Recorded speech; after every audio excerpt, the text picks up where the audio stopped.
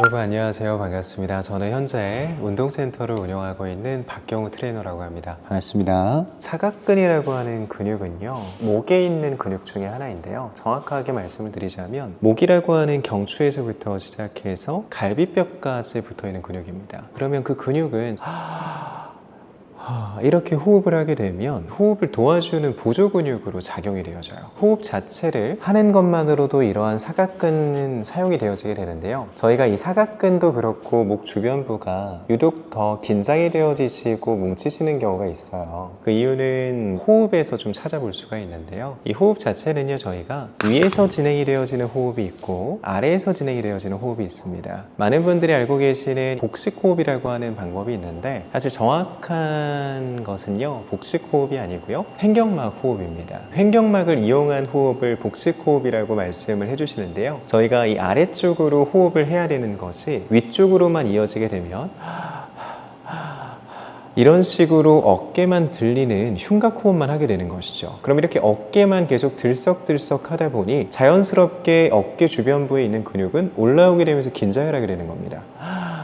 이런 식으로 말이죠. 정확하게는 호흡이 짧아진 것입니다. 깊게 들어와야 되는 호흡이 여기 위에서만 머물고 있는 것이죠. 이런 횡격막 호흡을 먼저 연습하는 것도 첫 번째 방법이고요. 사각근이라고 하는 이 근육 자체는 이렇게 어깨가 올려지는 이 동작 중에서도 사용이 잘 되어지는 근육이다 보니 자연스럽게 뭉치게 되거나 아니면 이 사각근 자체가 굳게 되는 것이죠. 보통 그렇게 통증이 생기시거나 문제가 생기셨을 때는 대부분의 원인은 복합적입니다. 근데 그 중에서도 사각근에 대한 영향이 높을 수 있다, 이 정도로 좀 볼 수가 있을 것 같아요. 첫 번째로는요, 자세적인 부분의 문제입니다. 결국에는 일상생활을 보낼 때 저희가 겉으로만 보셨을 때에도 제가 이렇게 숙이는 자세를 하게 되면 몸 자체가 구부정해지고 앞쪽에 있는 근육들이 짧아지지 않습니까? 호흡 자체가 당연히 잘 안 들어오게 되겠죠. 그럼 여기 위에서만 호흡을 하게 되고, 그로 인해서 이 위쪽에 있는 근육들은 더 많이 긴장을 하게 될 수밖에 없습니다. 그럼 일단 첫 번째로는 내가 올바르게 앉아있는 자세를 하고 있는지를 체크를 해봐야 되고요. 올바르게 앉아있는 자세를 잘 취하고 있다면 호흡을 깊게 들이마시는 연습까지 해보시는 것이 좋습니다. 두 번째로는 수면을 좀 얘기를 해볼 수가 있을 것 같아요. 수면에 대한 자세가 참 중요한데요, 많은 분들이 옆으로 누워서 주무세요. 옆으로 눕게 되면 제 목도 좀 꺾이게 되고요, 어깨도 이렇게 눌리게 될 겁니다. 그럼 자연스럽게 목에 대한 긴장은 더해질 수밖에 없고요, 어깨는 눌리게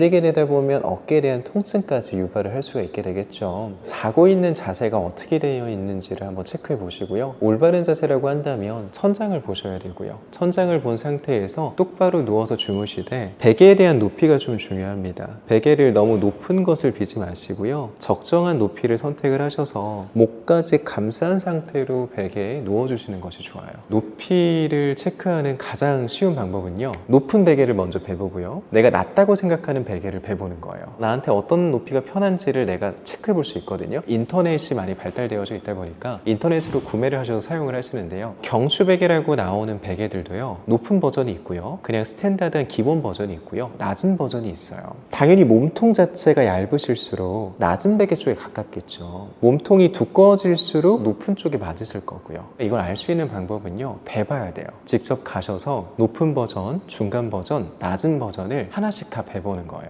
그럼 그 중에서 내가 조금 더 편하다고 느끼는 베개가 있습니다. 그 베개를 선택해 주시면 돼요. 인터넷에서도 여러 가지 브랜드가 있는데 제품을 체험해 볼 수 있는 브랜드가 있고요, 그냥 온라인으로만 판매를 하는 브랜드가 있습니다. 좋은 제품일 수 있겠으나 체험을 못 한다는 거에서는 저는 추천드리지 않고요, 그렇게 한번 방문하셔서 내 목을 보호할 수 있다면 그 정도는 충분히 가치 있다고 생각을 합니다. 아까 말씀하신 것처럼 손에 대한 저림과 부종, 통증이 심하다면 사실 사각근만으로는 해결이 안 될 수도 있어요. 내가 사각근 마사지를 해보고 나서 차도가 있다면 사각근에 대한 원인이 조금은 있는 것이니 여기를 풀어주시면 효과가 있지만, 여기를 풀었음에도 불구하고 차도가 없으시다면 병원에 한번 내원을 해보시는 것이 좋습니다. 그 이유는요, 저희가 이런 손 저림이라든지 부종, 이러한 부분의 문제는 사각근 자체만 마늘만으로 나타날 수는 없고요. 심하신 분들 같은 경우에는 목에 대한 디스크도 생각을 해봐야 되고요. 협착증에 대한 부분의 증상까지도 생각을 해볼 수가 있습니다. 이걸 마사지를 하시고 나서 괜찮아지신다면 푸셔도 되지만 푸시고 나서도 내가 차도가 없다면 한번 상담을 받아보시는 것이 좋습니다. 사각근 마사지는 생각보다 간단한데요. 옷을 한번 내려서 보게 되면 제 쇄골이 있습니다. 이 쇄골 쪽을 이렇게 만지다 보면 살짝 들어가져 있는 부분이 있어요. 이 부분을 저희가 손가락으로 가볍게 눌러서 살짝씩 문질러 주시는 거예요. 문질렀는데 통증이 없으시다면 이 손가락의 위치를 조금 더 이동시킵니다. 옆쪽으로 이동시켜서 그대로 눌러주시고 이 자리엔 통증이 있다. 그럼 통증이 있는 자리를 15번에서 20번 정도를 마사지를 해주시는 거예요. 중요한 것은 압력 자체가 약해서는 안 됩니다. 손가락이 어느 정도는 들어갈 수 있게 힘을 주시고 그 상태에서 눌러봤을 때 통증의 유무를 판단하셔야지, 누른 상태에서 내가 가볍게 눌러놓고 통증 없는데 라고 하신다면 잘못 촉진하고 계신 거예요. 내가 눌렀을 때 통증이 없다면 약하게 누르고 있을 가능성이 높아요. 그러면 통증이 강할수록 좋나요? 라고 하실 수 있는데 그렇지는 않아요. 통증 자체가 있기는 하지만 견딜만 하다 하는 압력으로 누르셔서 15번에서 20번 정도를 눌러주시는 거예요. 조금 통증은 있지만 이 정도는 견딜만 하다 하시는 강도로 누르셔서 15번에서 20번 정도 마사지를 해주십시오. 좋지 않은 자세를 일상생활에서 계속 유지하신다면 마사지라든지 스트레칭 혹은 조금 더 넘어가서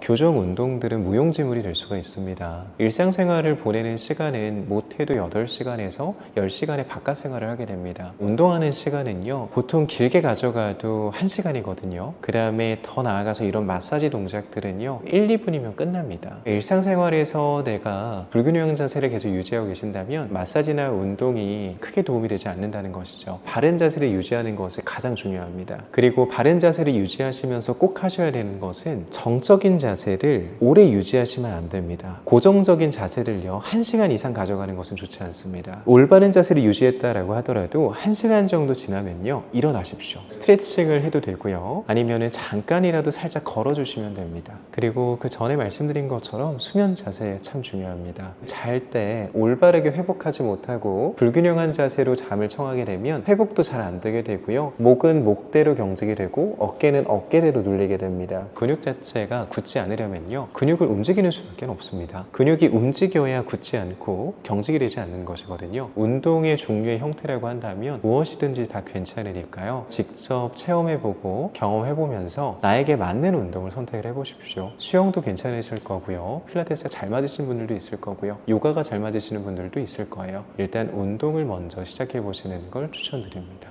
마늘이 몸에 좋다는 사실은 너무도 잘 알고 계시죠?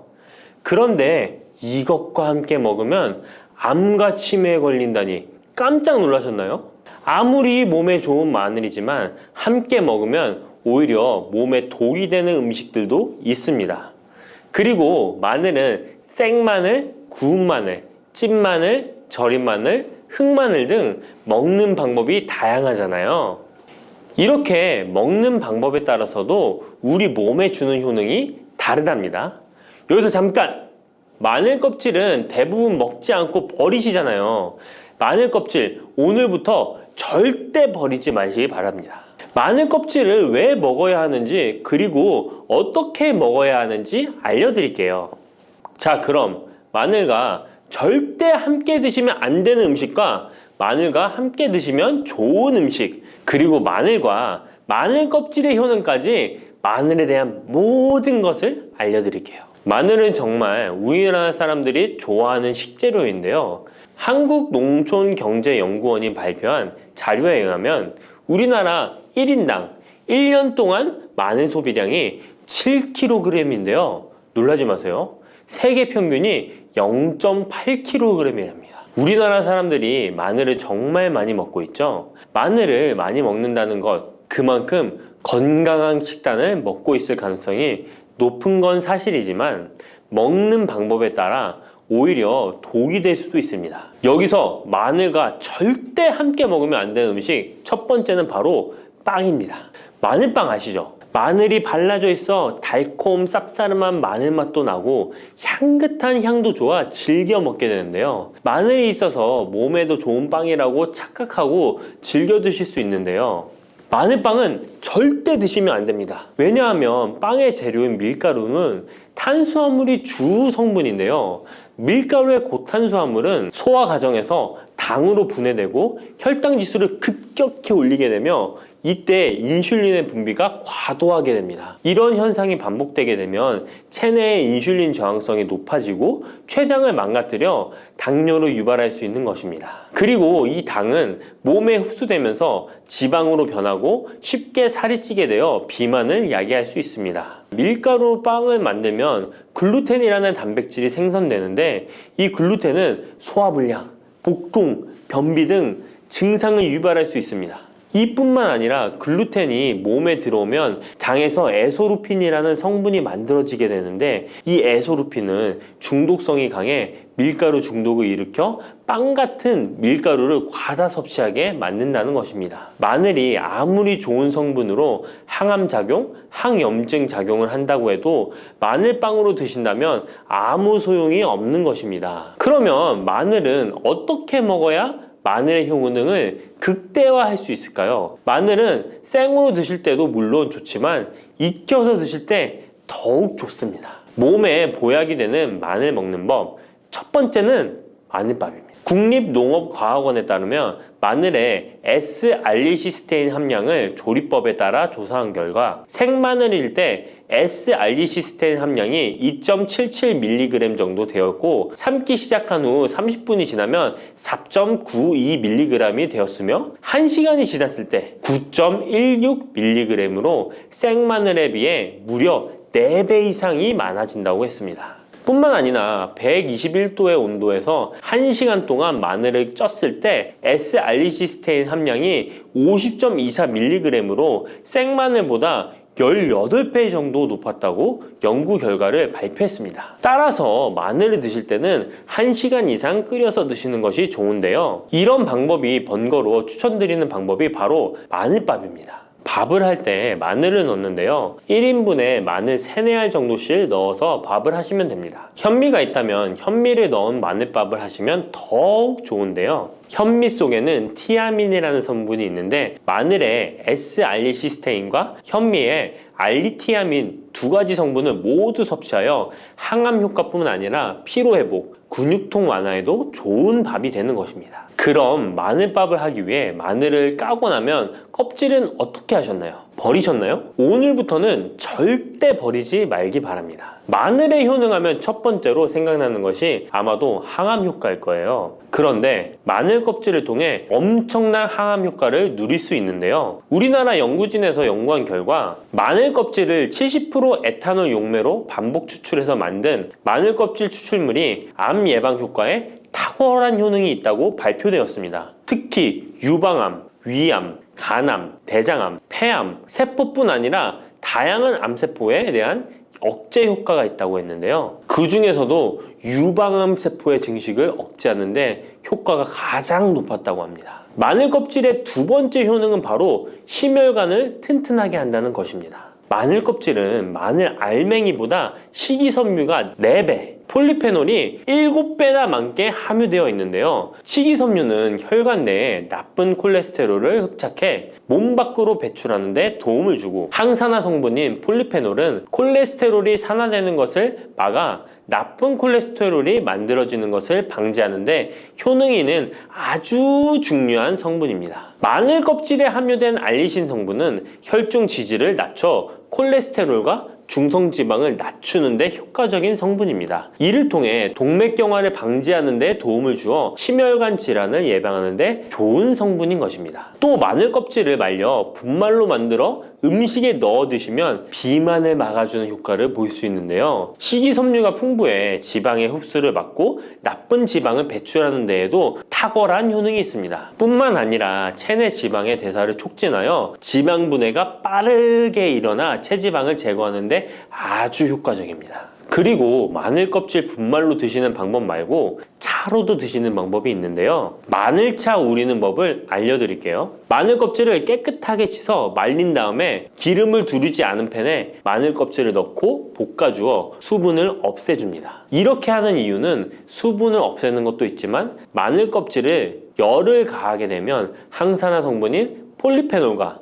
플라보노이드 성분이 증가하기 때문입니다. 이렇게 수분을 없앤 마늘 껍질을 냉동실에다 보관하셨다가 드실 때 끓는 물에 소주 반 컵을 넣고 물 1리터, 마늘 껍질 15g 정도 넣고 끓여주시면 됩니다. 이렇게 끓인 마늘 껍질차를 따뜻하게 드셔도 되고 냉장고에 넣어 시원하게 드셔도 괜찮습니다. 마늘이 몸에 좋다고 해서 꿀에 마늘을 재워 드시는 분 계시잖아요. 물론 꿀마늘이 몸에 좋은 분들도 계시지만 꿀과 마늘은 절대 함께 드시면 안 되는 음식입니다. 식품 비방이라는 문헌에 보면 꿀과 마늘은 함께 먹으면 안 된다라고 적혀 있는데요. 그 이유는 꿀과 마늘은 둘 다 열을 내는 뜨거운 음식이기 때문입니다. 꿀과 마늘을 함께 먹게 되면 체질이 맞지 않는 경우에는 부작용이 클 수 있기 때문입니다. 체질에 맞지 않는 분들이 이 꿀마늘을 드시게 되면 눈의 충혈이 잦아지고 노화가 빨라질 수 있습니다. 돋보기를 빨리 쓸 수 있게 된다는 거죠. 또한 두통이 생기며 피부에도 트러블이 생기는 부작용도 있으니 꼭 기억하시기 바랍니다. 당 섭취에 주의하셔야 하는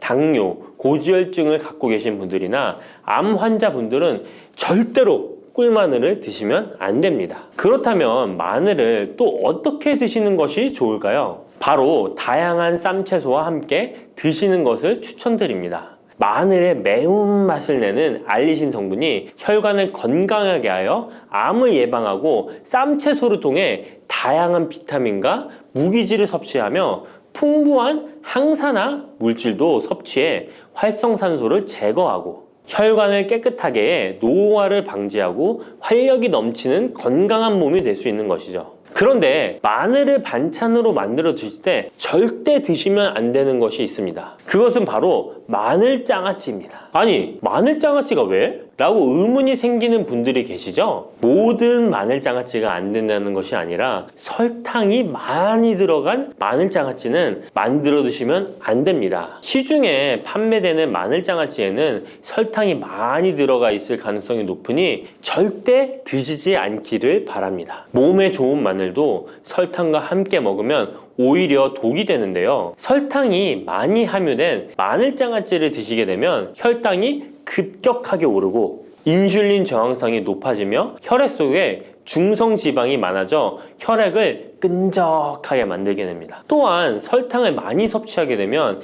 뇌에서 기억력을 담당하는 해마의 크기를 줄어들게 해 기억력을 감퇴시키고 나아가 치매를 일으킬 수도 있습니다. 집에서 마늘장아찌를 담가 드실 때는 설탕을 넣지 말고 건강한 식재료만을 사용하시는 것이, 마늘을 건강하게 드실 수 있는 또 다른 방법은 흑마늘을 추천드립니다. 마늘에 열을 가하면 마늘색이 점점 짙어져 결국 까맣게 변하는 흑마늘이 되는데요. 그 이유는 마늘 속에 있는 당류와 단백질인 아미노산이 반응하여 갈색을 띠는 멜라노이딘 색소가 만들어지기 때문입니다. 이 반응을 마이야르 반응이라고 하죠. 고기를 구우면 빨간색의 고기가 점점 희어지다 갈색으로 변하는 반응과 같은 원리인 것입니다. 이렇게 흑마늘을 만들게 되면 생마늘보다 S알리스테인 성분이 5배가 많아질 뿐만 아니라 새로운 항산화 물질들이 많이 만들어지게 됩니다. 항암 효과가 뛰어난 폴리페놀이 생마늘에 비해 4배 이상 많아지고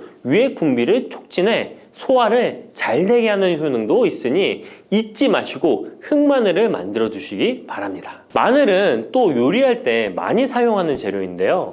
마늘을 얇게 썰어 기름에 튀긴 마늘 튀김을 절대 드시면 안 됩니다. 기름에 마늘을 튀기면 마늘 향도 좋고 마늘의 매운맛은 없어지고 단맛은 좋아져 남녀노소 좋아하는 식재료가 되는데요. 뜨거운 기름에 튀긴 마늘은 우리 몸에 좋은 항산화, 항암 물질들을 파괴하고 몸에 안 좋은 탄수화물만 남은 음식이 됩니다. 마늘을 튀길 때 사용하는 기름은 오메가6 지방산이 많은 식용유를 사용하게 되는데요. 이런 기름을 많이 먹게 되면 몸 안에 지방산 불균형이 일어나 염증 수치가 높아질 수 있습니다. 튀긴 마늘을 섭취하게 되면 당 독소 또한 높아져 결국 우리 몸에 인슐린 저항성이 높아지는 악영향을 주는 것이죠. 만약 기름에 튀긴 마늘을 드시고 싶다면 한 가지 방법이 있는데요. 그것은 올리브유를 사용하시고 불을 오래 가열하지 말고 살짝만 가열하여 마늘도 튀기듯이 오래 하지 말고 살짝만 익혀서 드시면 향도 좋고 몸에도 좋은 마늘을 드실 수 있습니다. 올리브유를 이용한 마늘을 드시는 방법 하나 더 알려드리겠습니다. 그것은 올리브유에 마늘을 재워 먹는 방법인데요. 먼저 마늘을 끓는 물에 넣어 5분 정도 데쳐주시고요. 소독된 병에 마늘을 담고 올리브유를 가득 담아줍니다. 이때 통후추를 조금 넣어주면 풍미를 더욱 높일 수 있습니다. 올리브유와 마늘이 만나 항산화 성분, 항암 물질이 극대화되어 혈관을 튼튼히 하고 혈전의 생성을 막고 혈류를 원활하게 하여 치매를 예방하고 심장마비와 뇌졸중까지 예방할 수 있는 보약이 되는 것입니다. 이렇게 만든 마늘 올리브유 절임은 반찬으로 드셔도 좋고 생선 요리를 할 때 이 마늘을 으깨어 생선에 발라주면 생선 비린내를 잡아줄 뿐만 아니라 마늘과 올리브유의 풍미가 더해져서 더욱 맛있는 요리가 될 수 있습니다. 이렇게 좋은 마늘도 드실 때 주의하셔야 할 분들이 계신데요. 마늘의 효능 중에 혈전을 제거하고 혈류를 원활하게 하는 효능이 있었잖아요. 이런 효능이 혈액을 묽게 만들기 때문인데요. 와파린, 아스피린 같은 혈전 용해제를 복용하시는 분들이 마늘을 많이 드시게 되면 상처가 났을 때 피가 잘 멈추지 않을 수 있으니 주의하시기 바랍니다. 평소 위염이나 위궤양이 있어서 위가 안 좋으신 분들은 마늘에 알리신 성분이 위 점막을 자극하여 증상이 악화될 수 있으니 주의하시기 바랍니다. 그리고 과민성 대장 증후군이 있는 분들도 마늘을 많이 드시게 되면 복통이 일어날 수 있으니 마늘은 조금만 드시길 바랍니다. 녹두는 이렇게 드셔야 당뇨가 예방되고 혈당이 쑥 떨어집니다. 한의학에서는 약으로 사용할 정도로 약효가 뛰어난 식재료가 녹두입니다. 우리 선조들은 이 약효를 잘 알고 일반 가정에서도 많이 사용했습니다. 이런 녹두가 만병의 근원인 고혈압과 당뇨에도 좋다는 사실 알고 계셨나요? 그런데 이렇게 좋다는 녹두도 잘 알고 드셔야 하는데요. 잘못 드시면 우리 몸에 독이 될 수도 있고 잘 드시면 보약이 될 수도 있습니다. 녹두는 어떻게 또 무엇과 먹어야 되고 주의할 점은 무엇인지 모두 알려드릴게요. 녹두에 약간 거친 식감을 싫어하시는 분들이 껍질을 까고 녹두 속 알맹이만 드시는데요. 녹두에 놀라운 영양 성분들이 거의 다 껍질에 있기 때문에 녹두 껍질은 반드시 함께 드셔야 합니다. 녹두에는 식이섬유가 풍부하고 소화를 돕는 효소가 많아 소화가 잘 안 되는 분들이 드시면 도움이 되는데요. 녹두에 풍부한 식이섬유가 장 운동을 활발하게 하고 소화를 돕는 효소가 장내의 유익균을 풍성하게 해줘 장 건강을 개선해 줄 수 있습니다. 우리 선조들은 기억력이 많이 약해진 환자에게 녹두죽을 먹여 몸을 회복시켜 주었는데요. 그만큼 몸이 약해진 환자들의 몸에도 흡수가 잘 될 만큼 녹두가 우리 몸에 좋다는 것이죠. 놀랍게도 녹두에는 마그네슘, 칼슘과 같은 미네랄 성분들도 풍부한데요. 이 풍부한 칼슘은 골다공증을 예방하고 뼈를 튼튼하게 하는 효과가 있습니다. 칼슘이 뼈를 이루는 주 성분인 것은 잘 알고 계시죠? 마그네슘은 이런 필수 미네랄인 칼슘의 흡수를 도와주기 때문에 녹두가 뼈 건강에도 놀라운 효능을 발휘할 수 있는 것입니다. 그런데 녹두는 성질이 차기 때문에 몸이 찬 분들은 주의해서 드시는 게 좋은데요. 이 때문에 녹두의 껍질을 벗기고 드시는 분들이 있습니다. 하지만 마늘과 함께 드신다면 몸이 찬 분들도 조금 더 편안하게 녹두를 드실 수 있습니다. 마늘의 따뜻한 성질이 녹두의 찬 성질을 중화시켜 주기 때문이죠. 이뿐만 아니라 마늘이 대표적인 항암식품인 사실은 알고 계시잖아요. 마늘에는 S알리시스테인과 알리신이라는 성분이 풍부해서 암세포를 억제하고 사면시켜주는 효능이 있습니다. 또한 강력한 항산화 성분인 폴리페놀이 많이 들어있어서 나쁜 콜레스테롤의 성장을 막아 혈관을 깨끗하게 만들어주기 때문에 심혈관 질환에 매우 탁월하답니다. 이뿐만 아니라 체내 지방의 대사를 촉진하여 지방 분해를 통해 체지방을 제거하고 비만을 예방하는 효능까지 있는 놀라운 식품이죠. 그래서 마늘을 녹두와 함께 드시면 시너지 효과가 있기 때문에 우리 몸에 보약이 될 수 있습니다. 마늘과 녹두를 함께 먹을 수 있는 가장 간단한 방법은 마늘 녹두밥을 지어 먹으면 되는데요. 녹두를 물에 충분히 불려서 밥을 하시면 녹두 껍질의 거친 식감을 완화시켜 편하게 드실 수 있습니다. 그리고 우리가 녹두하면 생각나는 대표적인 음식이 녹두 빈대떡이 있는데요. 맛있는 녹두 빈대떡에 돼지고기를 갈아서 함께 부쳐 먹기도 하죠. 이 방법은 영양학적으로도 탁월한 조합이 됩니다. 녹두에 부족한 필수 아미노산인 트립토판 같은 성분이 돼지고기에 풍부하게 들어있기 때문인데요. 트립토판이나 메티오닌 같은 필수 아미노산은 우리 몸에서 합성되지 않아 반드시 음식을 통해 섭취해야 합니다. 돼지고기가 이런 아미노산의 훌륭한 공급원이 될 수 있기 때문에 나이가 들면서 기력이 약해진 분들이 녹두와 돼지고기를 함께 드시게 되면 기력 회복에 좋은 효과를 보실 수 있습니다. 또한 돼지고기에는 단백질이 풍부하여 근육을 튼튼하게 하는데 도움을 주고 풍부한 비타민 B1은 피로 회복과 신경 안정에도 매우 효과적입니다. 철분도 풍부해 나이가 들며 부족해지는 철분 보충에도 효과를 볼 수 있고 필수 지방산인 리놀렌산이 많아 동맥경화와 고혈압 같은 성인병의 예방, 아연, 셀레늄, 비타민 B6 등의 영양소가 면역력을 강화하는 데에도 도움을 줍니다. 녹두는 또한 혈당을 낮춰주고 인슐린 감수성을 높여주는 효능이 있어서 당뇨 관리에도 너무 좋은 식품인데요. 풍부한 식이섬유는 소장에서 당의 흡수를 지연시켜주고 다양한 미네랄과 비타민이 당뇨로 인한 합병증을 예방하는 데에도 좋은 효능이 있습니다. 이때 팥과 함께 드시면 이런 효과들이 매우 높아집니다. 팥은 강력한 항산화 성분인 안토시아닌이 풍부해서 혈관의 활성산소를 제거해주고 혈관세포의 손상을 예방해줘서 혈관을 깨끗하고 건강하게 해줄 수 있습니다. 2014년에 발표된 한 연구에서 팥을 섭취하는 것이 2형 당뇨병 환자의 혈당 수치와 인슐린 저항성을 개선하는 데 도움이 되는 것으로 보고됐습니다. 이 연구에서는 4주 동안 매일 팥을 섭취한 결과 당뇨 환자들의 공복 혈당 수치가 평균 19.5% 감소하였고 인슐린 저항성이 감소하는 결과를 볼 수 있었습니다. 또한 팥은 쌀의 10배 이상, 바나나의 4배 이상의 많은 칼륨을 함유하고 있는데요. 칼륨은 몸 안에 나트륨을 배출하고 당뇨 환자의 신장 기능을 강화시켜주며 혈압 상승을 억제해주는 효능이 있습니다. 팥은 한의원에서 다이어트를 위한 처방을 할 때도 사용되는데 팥의 풍부한 칼륨은 이뇨작용을 통해 부종을 줄여줄 수 있기 때문에 지방이 몸에 축적이 잘 되어 살이 찌는 사람에게 효과적입니다. 특히 쉽게 붓고 살이 찌는 분들에게 더욱 효과가 좋은데요. 한 실험에서 실험지에 팥 추출물을 먹였더니 체지방 함량이 30% 이상 줄었고 몸무게도 37%나 감소한 결과를 발표하기도 했습니다. 자, 이렇게 녹두와 함께 복용하면 좋은 식품들을 알아보았는데요. 그렇다면 녹두를 복용할 때 주의할 점은 어떤 것이 있는지도 한번 살펴보겠습니다. 첫 번째는 녹두의 차가운 성질인데요. 녹두의 차가운 성질은 우리 몸의 열을 낮춰주고 스트레스를 해소하는 효과가 있습니다. 또한 염증 완화를 시키고 통증을 줄이는 데도 도움이 되는데요. 그래서 녹두로 속을 채운 베개를 쓰면 두통이 완화되기도 합니다. 다만 이런 찬 효능 때문에 녹두를 드실 때 주의하셔야 하는데요. 평소 몸이 찬 분들이 녹두를 많이 드시게 되면 오히려 몸에 해가 될 수 있습니다. 위나 장이 차가워지면 소화력이 떨어지고 복통이나 변비, 설사가 나타날 수 있습니다.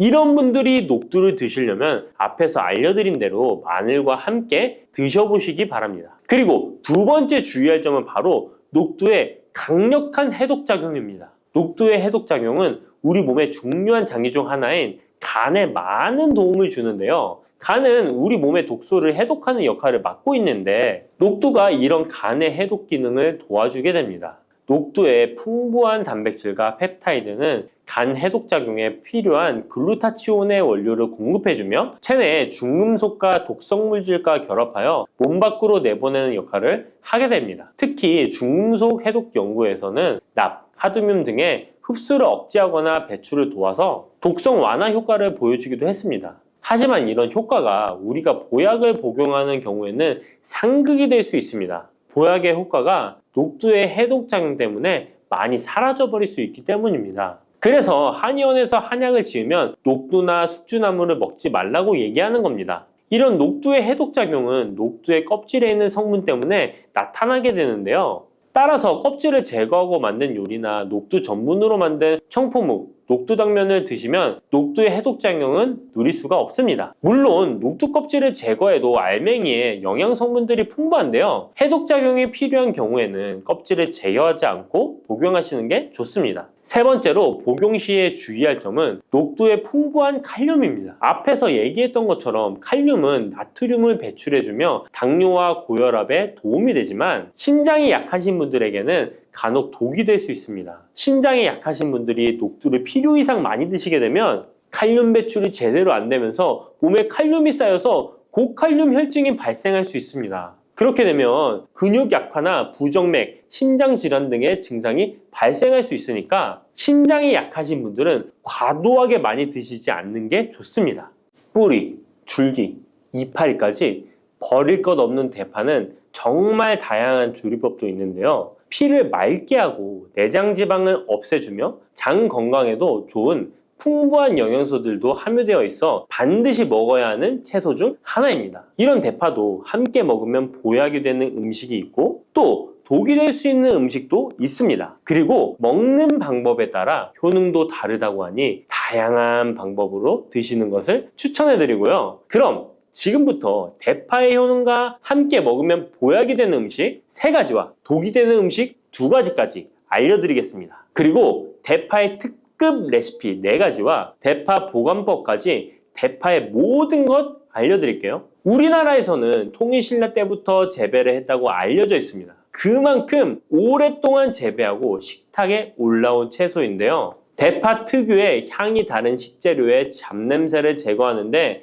탁월한 효과가 있어서 생선이나 고기류의 냄새를 제거하는 향신료로도 많이 사용되고 있죠. 뿐만 아니라 물에 넣고 끓이게 되면 감칠맛이 좋아져서 다양한 육수와 채소를 만드는 데에도 빠지지 않고 들어가는 재료이기도 합니다. 이런 대파의 첫 번째 효능이 바로 내장 지방을 싹 빼준다는 것입니다. 대파에는 특유의 향과 알싸한 매운맛을 나게 하는 성분이 있는데요. 이 성분이 바로 황화알릴이라는 성분입니다. 이 황화알릴은 대파에 열을 가해 굽게 되면 프로필 메르캅탄이라는 성분과 아조엔이라는 성분으로 변하게 되는데요. 대파를 구울 때 매운맛을 내는 성분은 휘발이 되어 없어지고 단맛이 나는 성분이 생성되는데 그 성분이 바로 프로밀 메르캅탄입니다. 이 프로밀 메르캅탄의 단맛 강도가 설탕 단맛의 강도보다 무려 50배나 강해서 대파의 단맛이 좋아지는 건데요. 정말 놀랍지 않나요? 근데 단맛 하면 당뇨가 있는 분들은 혈당이 많이 오를까봐 걱정되시잖아요. 이 성분은 설탕과는 달리 혈당을 오르게 하지 않아서 당뇨가 있는 분들도 전혀 부담 없이 드실 수 있는 단맛입니다. 또 열을 가하면 아조엔이라는 성분이 만들어진다고 했잖아요. 바로 이 성분이 우리 몸을 회복시키는 효능이 있는데요. 어떻게 우리 몸을 회복시킬까요? 그것은 바로 혈관을 깨끗하게 해주기 때문입니다. 아조엔의 별명이 바로 혈관 청소부인데요. 혈관에 나쁜 콜레스테롤을 제거하고 혈액이 뭉치는 혈전 생성을 방지해줍니다. 혈관도 확장해줘서 혈액순환을 원활하게 해주는 역할도 해준답니다. 이런 효능으로 신진대사를 원활하게 해주고 동맥경화, 고지혈증, 고혈압 등의 심혈관 질환을 예방하는 데에도 도움을 줄 수 있습니다. 뿐만 아니라 내장지방을 분해해 몸 밖으로 배출시켜주는 효능이 있어서 건강뿐만 아니라 다이어트에까지 도움을 주는데요. 최근에는 다이어트 식품으로도 많이 활용되고 있습니다. 그리고 대파의 녹색 부분에는 베타카로틴이 풍부한데요. 이 성분이 바로 강력한 항산화 물질입니다. 이 베타카로틴은 우리 몸속의 활성산소를 제거하여 노화를 방지해주고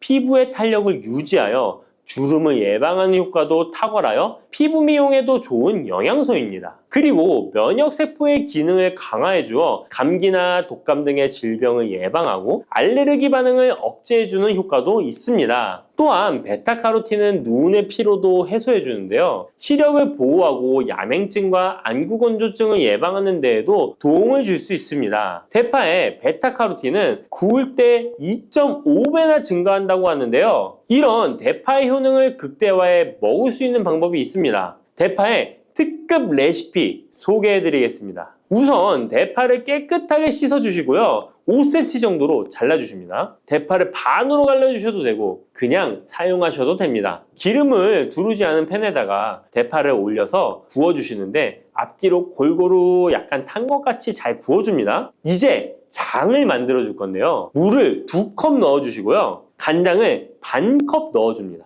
그리고 고춧가루와 참기름을 1스푼씩 넣어줍니다. 이렇게 넣고 한번 끓여주시고 다 끓고 나면 식초를 반 스푼 넣어주시면 됩니다. 이렇게 만들어진 양념장을 구운 파를 넣은 그릇에 붓고 하루 정도 숙성시켜 드시면 됩니다. 물론 바로 드셔도 되지만 숙성시켜 드시면 더욱 맛있는 대파 요리를 드실 수 있습니다. 그리고 대파에서 대파의 뿌리는 특히 채소와 육수를 만들 때 많이 사용하는데요. 대파의 뿌리에는 알리신이라는 성분이 풍부하게 함유되어 있습니다. 이 알리신은 우리 몸을 따뜻하게 해주고 열을 올려주는 역할을 하고 혈액순환을 원활하게 해줘서 신경을 안정화시켜주기도 하는데요. 이렇게 신경을 안정시켜주는 효능으로 불면증도 완화해주어 잘 때 머리맡에 두고 주무시는 분들도 계십니다. 그리고 알리신은 몸에 열을 내주는 효능으로 기침 감기와 가래를 완화시켜주는 데 도움을 주며 항균, 항암 효과도 있어서 각종 바이러스와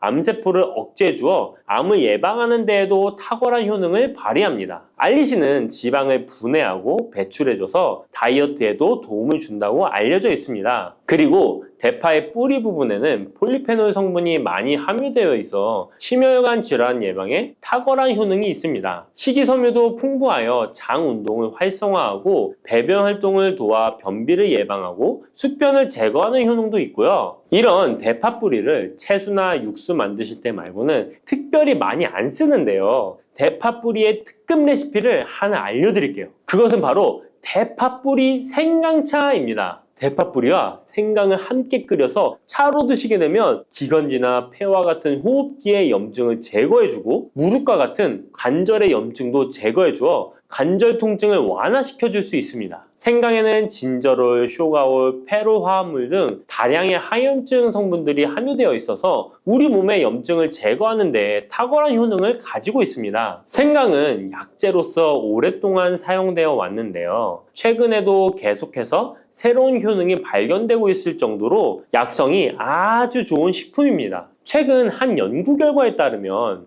생강에는 소염 진통제로 많이 사용되는 이부프로펜과 비슷한 항염증 효과가 있고 류마티스 관절염을 완화시키는 데에도 효과가 있는 것으로 밝혀졌습니다. 그럼 지금부터 대파뿌리 생강차 만드는 방법을 알려드리겠습니다. 먼저 생강을 물에 넣고 끓여주시고요. 처음에는 강불로 해주시고 끓기 시작하면 중불로 줄여서 20분 정도 더 끓여줍니다. 그 후에 대파뿌리도 넣고 3분 정도 더 끓여주시면 됩니다. 이렇게 끓인 물에서 생강과 대파뿌리는 건져주시고 따뜻할 때 드시거나 냉장고에 넣고 시원하게 드셔도 됩니다. 이렇게 대파뿌리와 생강을 함께 끓여 차로 드시면 효과를 극대화할 수 있는데요. 다만 평소에 소화가 잘 안 되시고 위가 약하신 분들은 이렇게 끓인 대파뿌리 생강차에 물을 섞어서 연하게 드시는 것을 추천해 드립니다. 이렇게 해서 하루에 1번, 2번 꾸준히 드신다면 감기 걱정도 없고 염증을 완화시켜 관절염으로 인한 통증도 줄일 수가 있을 거예요. 그리고 대파와 함께 드시면 보약이 되는 식품에는 무도 있습니다. 무를 말려서 무말랭이로 드시면 무의 좋은 성분들을 농축하여 드실 수 있다고 하는데요. 간단하게 다시 한번 알려드리자면 무를 드시면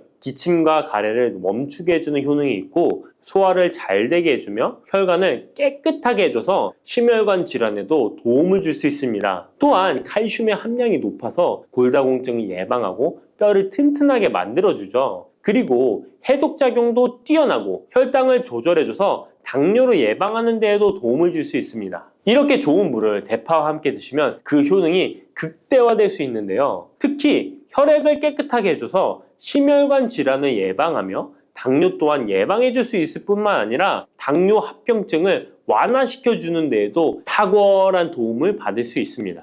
대파를 넣은 무말랭이 무침을 만들어 드시면 오독오독한 무말랭이 식감도 좋고 입맛도 돌게 하는 반찬으로도 정말 좋으니까 꼭 대파 무말랭이 무침도 만들어서 드셔보시길 바랍니다. 대파와 함께 드시면 보약이 되는 음식 세 번째는 바로 두부입니다. 이 대파와 두부가 만나면 우리 몸에 에너지를 공급하여 활력이 넘치도록 도와줍니다. 그 이유는 바로 대파의 알리신 성분과 두부의 비타민 B1이 만나면 알리티아민으로 전환이 되는데요. 이 알리티아민이 비타민의 체내 흡수율을 높여주고 신진대사를 촉진해서 우리 몸의 피로를 회복하고 에너지를 불어넣어주기 때문입니다. 그럼 여기서 대파 두부조림 맛있게 만들어 드시는 특급 레시피 알려드릴게요. 먼저 잘 씻은 대파를 어슷썰기로 썰어주시고요. 두부는 정사각형으로 깍둑 썰기를 해줍니다. 먼저 두부를 기름을 두른 팬에 구워주시고요. 노릇노릇해지면 썰어놓은 대파를 넣어줍니다. 간장을 2스푼 넣어주시고요. 고소한 참깨도 뿌려서 잘 익혀주시면 대파 두부조림 완성입니다. 정말 맛있겠죠? 이렇게 만든 대파 두부조림을 드시고 활력 넘치는 하루를 보내실 수 있을 거예요. 대파와 함께 드시면 보약이 되는 음식 4번째 알려드릴게요. 그것은 바로 대파 팽이버섯 부침입니다. 이 팽이버섯은 버섯 중에서도 버섯 키토산의 성분이 가장 많이 함유되어 있을 뿐만 아니라 식이섬유가 정말 풍부하게 함유되어 있는데요. 버섯 키토산은 혈액 속의 지방을 분해하고 콜레스테롤을 제거해 고혈압, 동맥경화, 심장병 같은 심혈관 질환을 예방할 뿐만 아니라 체내 지방을 흡착하여 배출시켜 주어 내장 지방을 줄여주는 데에도 탁월한 효능이 있습니다.